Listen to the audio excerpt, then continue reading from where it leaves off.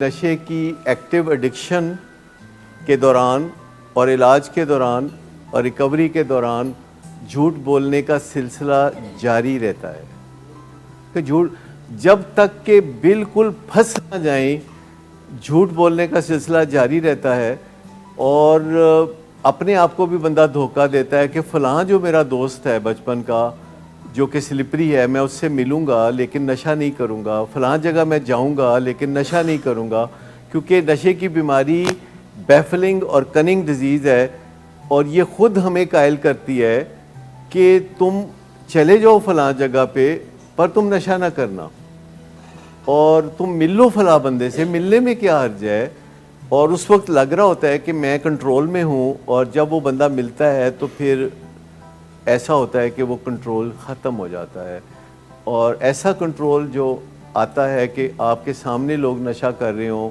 یا سلپری جگہ ہو اور آپ کو کچھ نہ ہو، ایسا بہت دیر میں ہوتا ہے، بہت دیر میں ہوتا ہے.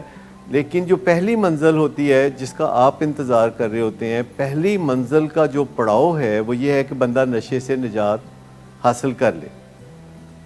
اور دوسری منزل جو کہ زیادہ اہم ہے وہ یہ ہے کہ وہ اپنے لیے بھی ایک اچھے انسان کی شکل اختیار کر جائے اور اپنے گھر والوں کے لیے بھی کوئی جینے کی آسانیاں وہ پیدا کر دے.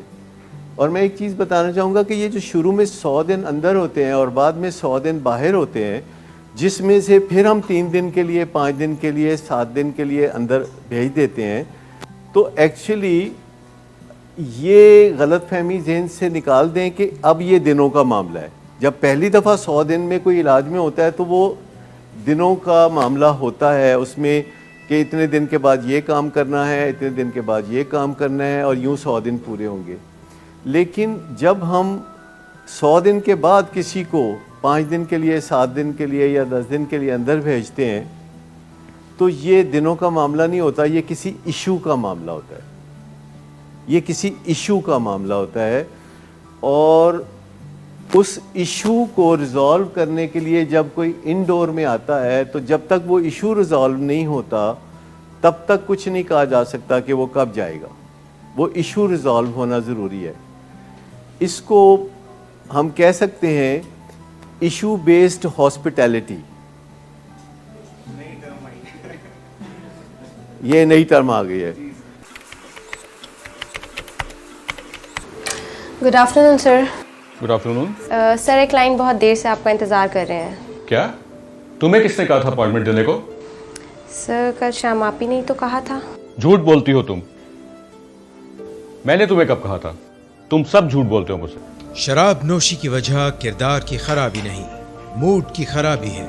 شراب نوشی کبھی بھی نشے کی بیماری میں بدل سکتی ہے.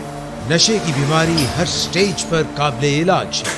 مدد حاصل کیجیے کیونکہ وہ ایسا نہیں کرے گا. ولنگ ویز سے مدد حاصل کیجیے، کہیں سے بھی مدد حاصل کیجیے، لیکن فوری مدد حاصل کیجیے. جس معجزے کے انتظار میں آپ نے بہت دیر کر دی اب وہ دستک دے رہا ہے. مدد حاصل کیجیے، مدد حاصل کیجیے، مدد حاصل کیجیے.